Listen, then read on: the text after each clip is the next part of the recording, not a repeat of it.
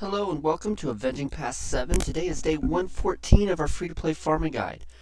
We have some stuff to get into, including some of the reasons of why I don't like the sequels, and why the Disney Star Wars Resort Galactic Star Cruiser just upsets me. But first, a word from our sponsor, HelloFresh. We are sponsored by HelloFresh, so please go check them out in the link down below, as well as the description, using the coupon code to get 21 free meals with HelloFresh. HelloFresh Festive Fare Collection features limited time recipes made with seasonal produce and premium proteins. Get out of the post-holiday slump with these elevated winter classics. If you're looking for an easy way to eat well and save money this year, cut back on expensive takeout and delivery and get started with HelloFresh. You'll love how fast, easy, and affordable it is to whip up a restaurant quality meal right in your own kitchen. We're going to be testing out HelloFresh, and we'll be showing off some of their food that we get from them, and seeing, what that's like and how good that food is.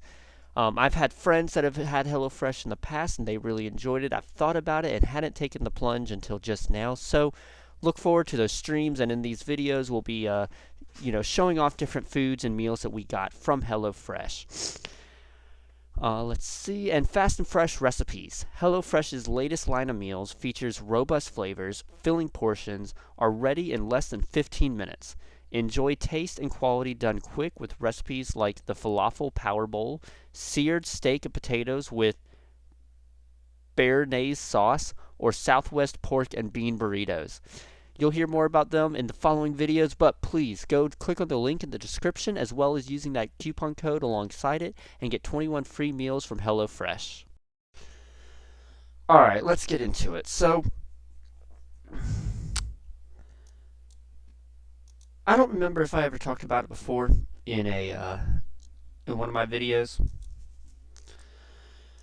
but to go back to why the sequels struggle as much as they do, we have to go back to, let's see, 2009. In 2009, a new movie came out that, from a IP, from a series that we had not seen in a while, at least I feel like we had not seen them in a while, and that was Star Trek, starring Chris Pine, and of course a few others. Zachary Quinto as Spock, and it was directed by J.J. Abrams. It was a pretty good movie, not too much wrong with it. Of course, and I think J.J. Abrams did the second one as well, and then the third was someone else. Now, J.J. Abrams did not get as much money from Star Trek as he thought he should. And part of the reason is that there was a resurgence in Star Trek, the fans wanting Star Trek merchandise, but because they were using original series characters, there was a really big resurgence in original series toys.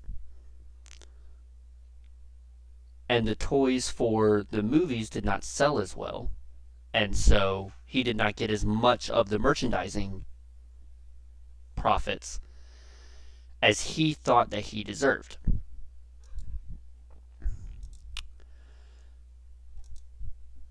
Anyone can say anything about that as they feel, whether he deserved it or not, or whether he got as much as he could have or not.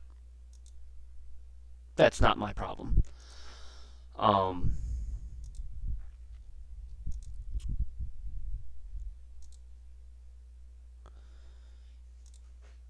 And so, a good few years later, when Kathleen Kennedy approached him about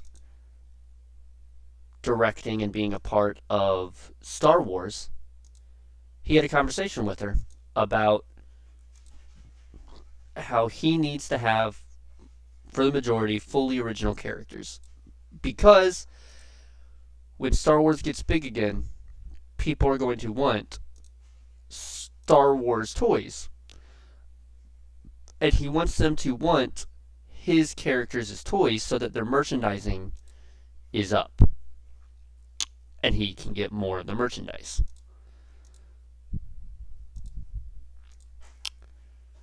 So he didn't want to use Han Solo, like a younger Han Solo, or a Luke Skywalker, or Princess Leia, or Lando.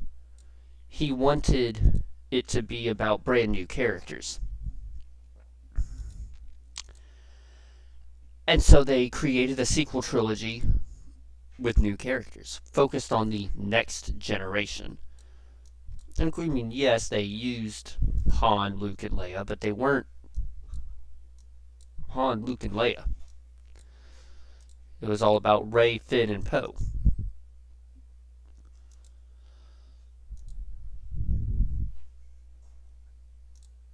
And so when Disney went to start creating a theme park, Kathleen Kennedy didn't want it to be about the old Star Wars.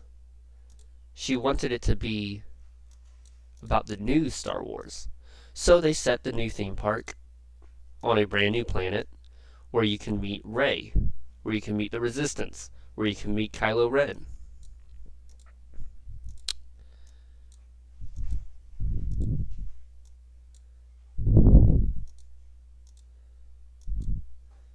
And sorry, I'm thinking a lot about what I say. And that's where one of my big problems first pop up. There's a lot to be said about the sequels that a lot of people who have put more time into their thoughts and writing them down and more organization behind themselves have said on YouTube already.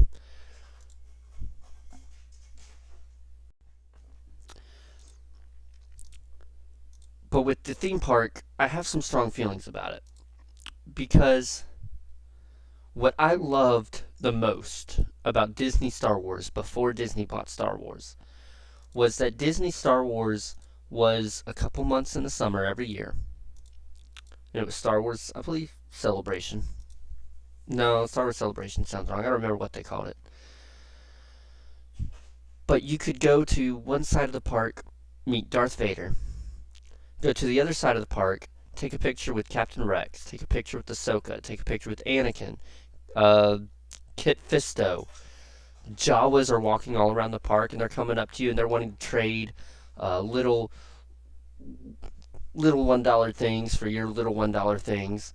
There's Gamorrean guards walking around everywhere. You'll be standing in line for a ride, and Han Solo will run past you. He might talk to you for a second, and then he turns around and he runs more, and then a few seconds later you see Boba Fett walking up looking for Han Solo.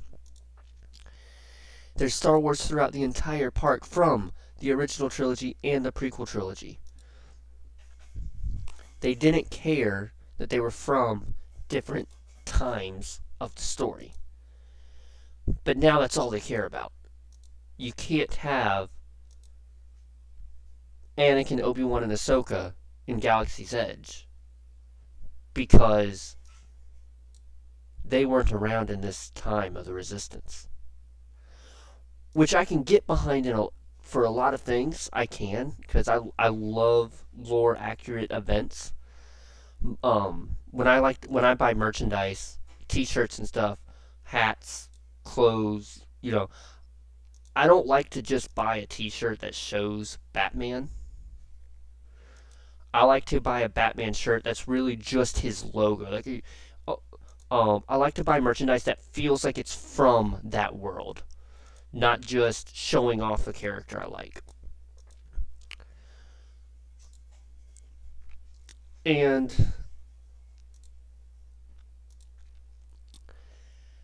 so Galaxy's Edge comes out, and someone who grew up with the original trilogy that wants to experience parts of the original trilogy can't.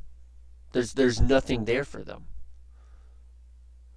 Someone who grew up with the prequel trilogy, who just wants to experience something from the prequel trilogy or meet and take a picture with a character from the prequel trilogy, can't. There's nothing there for them. There's only something there if you really do enjoy the sequel trilogy. my favorite two parts of Galaxy's Edge are, one, that it is immersive. You do feel like you're in the Star Wars universe. They do have a shop area that's just a bunch of like stalls um, that don't feel like it's Disney selling me something. It feels like it's someone from Batu trying to sell me something.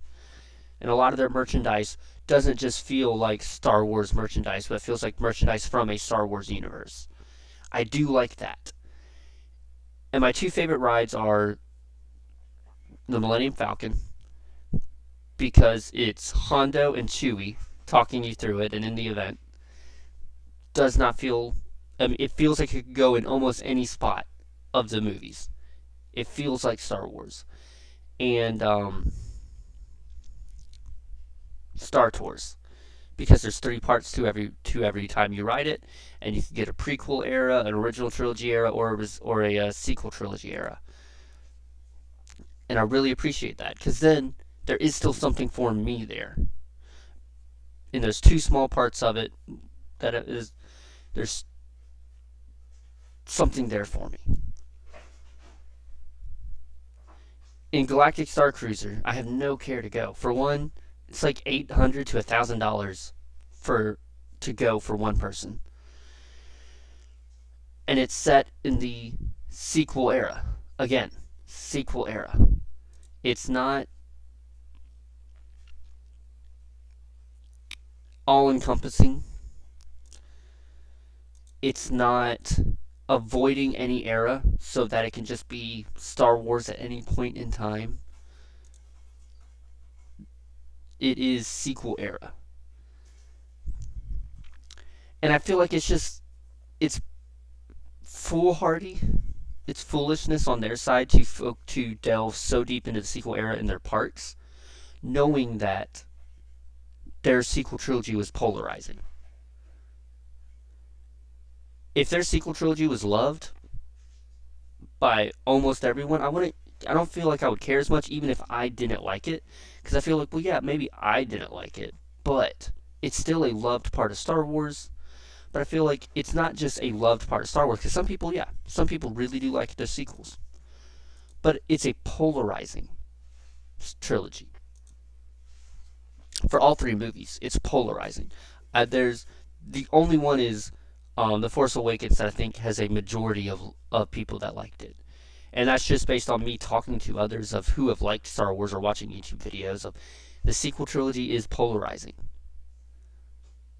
If it's even 50-50, it's a 50-50 split, which I feel like just that in general makes it a bad trilogy, when only 50% of your fan base that is obsessed with Star Wars likes those trilogies.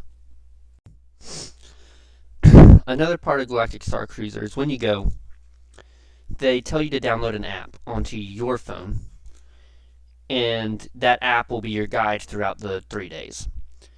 It will tell you when the specific dinner time is, because they have a show during the dinner time. It will tell you when you get a mission to go on and where to go for that mission, who to look for, and different events like that. It's your communicator where they give you, your itinerary and different things like that. And that's cool. But as I thought about it more, I thought about when I go on a trip like this, I don't want to have my face buried in my phone for a lot of it. I don't know. I haven't been to it. I don't know.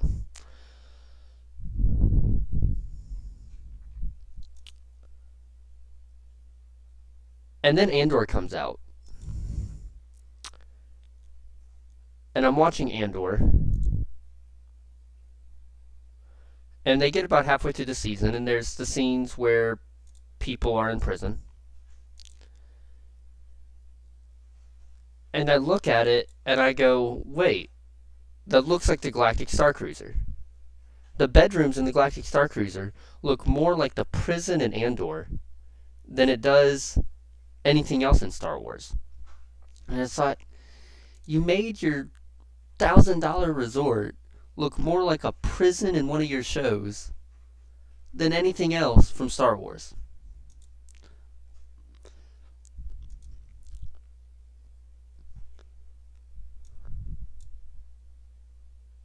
I don't know. I think I'll stop it there. I got so much more I could say, which would just be a rant and nitpicking. Y'all let me know down below, what do you think about the sequel trilogy and why it's polarizing, and if you've put any thought into or attention to the Galactic Star Cruiser. What are your thoughts on that?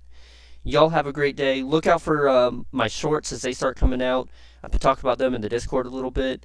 And I'm going to keep doing some more shorts and see, what kind of fun stuff I can do with that. Y'all have a great day, and may the Force be with you.